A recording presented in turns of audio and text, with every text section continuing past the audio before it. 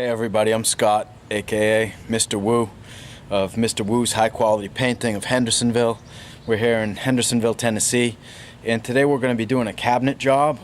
Right now I have Fernando in there. He and I are going around and masking off all the walls and ceilings and getting everything ready, covered up. And pretty soon we're going to start spraying the primer. The primer we're going to use for this job is called Bin. It's a product that's made by a company called Zinsser, and it's great for adhesion and stain blocking.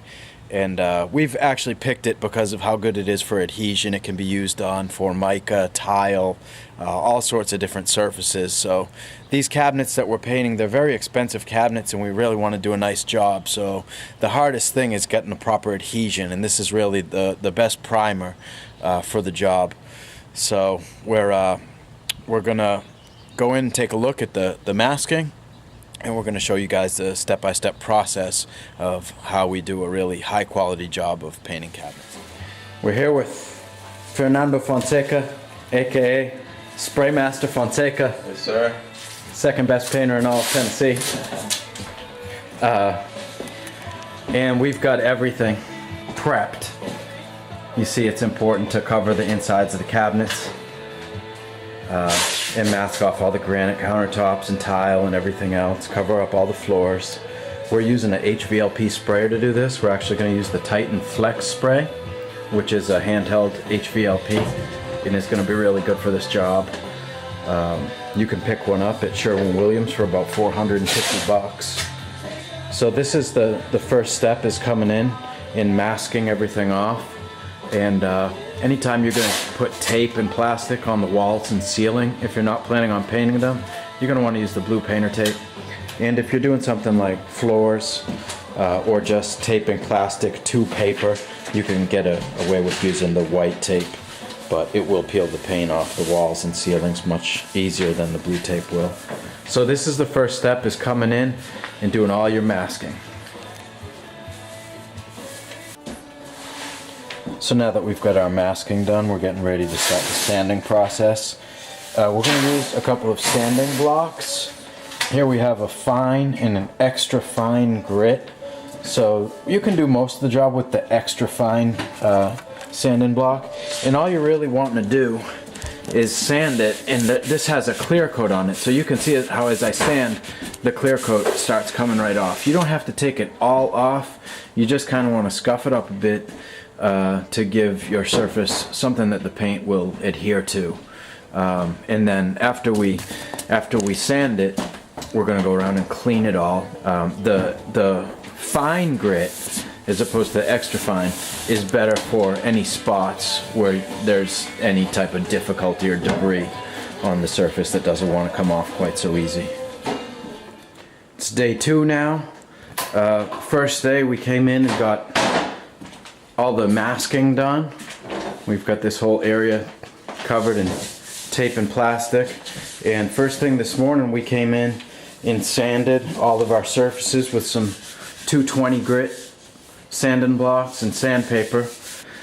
This Bin primer, it has a really bad smell to it. So that's better to do outside as much as you can, because it's really going to make the house smell bad for quite a while, and that's something that you're going to want to say to the homeowner at the beginning of the job so that they're aware of exactly what's going to be going on. This is going to be a few days where you're taking over the kitchen, and it's going to make the whole house smell bad once we start spraying that primer. So right now we're just getting ready to do these drawers as well, and what you'll see we've done is taped and papered the drawer itself so that we can just do the face of it. And the faces have these little, I don't know what you call them, these little round things that stick on, and they prevent the paint from chipping. So you're going to have to scrape all of those off and then paint it, and then get some new ones from either Lowe's or Home Depot and just stick them on. They go right in here, right on this back side, so that it doesn't bump against the cabinet itself. So we're just finishing up the prep work, sanding and cleaning everything up after we sand, and finishing off the masking on these drawers. and then we're going to start spraying the bin. We're going to spray the doors outside, and the rest of this stuff we're going to spray right in here. So Fernando is taping off the entrance to the living room. So we've got our own little spray booth right here in the kitchen. And we're about to start spraying out all these cabinets. I've got my Titan Flex spray, which is a handheld electric HVLP sprayer. I've got it all set up with the bin primer, and I'm about to start doing this inside. And Fernando's going to go outside. We've got all of the doors, all the cabinet doors set up on a ladder outside and drop cloths underneath it, and he's going to actually spray out all the doors with the airless sprayer, which is the 440, the Titan 440i.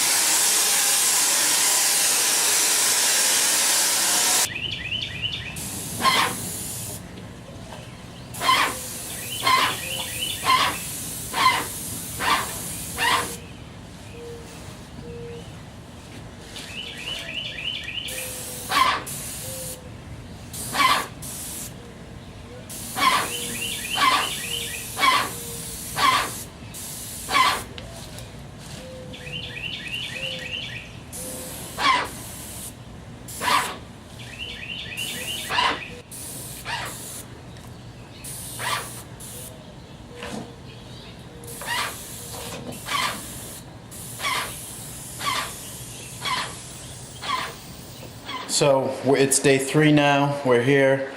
We just finished sanding all the primer on all these cabinets, and we've got all the drawers right over here. That bin primer really sands well. Leaves a really nice finish. Covers great, and you don't see any pattern or anything like that from the sprayer. So we're really pleased with the way the bin primer performs, and that's definitely our go-to primer. We've got all our dust cleaned out here, and we're about ready to start spraying the finish. Fernando's out back getting ready to do the door. Fernando's just finishing up the prep work. Some of the doors, actually, after we sprayed them with the bin, you started to see some cracks that you didn't see before we painted them white. And they definitely toned down quite a bit as the primer dried, so you don't hardly see them as much anymore, but they are there. And so we're just going to fill them with a little bit of caulking before we spray them. Fernando, how'd you like that primer? It was real good. How'd it smell? Delicious. Stuff stinks, so if you're ever going to spray that bin primer, you're going to want to warn the people of the smell, because it will stink to the high heavens. Anyway, over here we have some of our additives. It's always a good idea to thin the paint down if you're going to use oil paint before you spray it, and that'll get rid of any type of texture and just give you a really super smooth finish. The Japan dryer is used actually to make the paint dry quicker, and that product right there you see that's made by Flood is called Penetrol, and it is actually a dry time extender. So you're not going to want to put both of them in and just be, you know, defeating the purpose. We were thinking about adding the Japan dryer and some thinner, because we're out here in the sun, and the paint, even though it's oil, which usually takes about like 8 hours to dry, it probably would have been dry in just a couple of hours if we had loaded it up with some Japan dryer. And if we put the thinner in there, it would be a beautiful sprayed finish. it would really come out nice. But we decided not to. We're going to let it all sit overnight, and we'll come back tomorrow to put all the cabinets back together. So we're not going to use any of the drying agent. We're just going to add a little bit of that Penetrol and a little bit of that thinner. Get a nice consistency. I'm going to be ready to start spraying. The name of the product we're going to use for the finish paint is Sherwin-Williams Pro Classics. It's the oil based, and we're going to go with the satin finish. We thought that the semi-gloss would just be too glossy on the cabinets inside, and where they have recessed lighting in the kitchen, those lights are going to really reflect off of the cabinet doors, and there would be glaring spots all over the place. So we went with a satin finish to tone it down a bit.